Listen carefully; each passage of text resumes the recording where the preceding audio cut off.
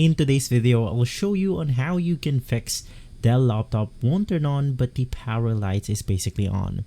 Now, what this means is we are having a graphical driver issues on our device.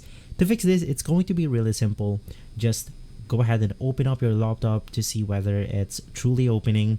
And from there, you then want to press the following buttons simultaneously.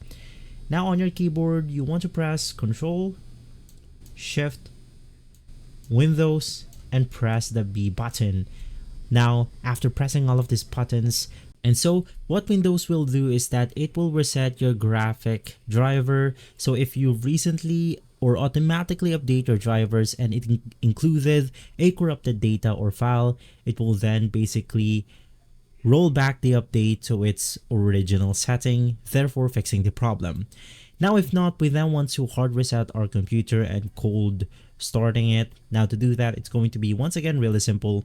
Just head over to your laptop right here, unplug every cable plugged onto your laptop. So if you have your mouse, just go ahead and unplug this off, your charger, external keyboard, external storage, and more. Make sure that everything is plugged off.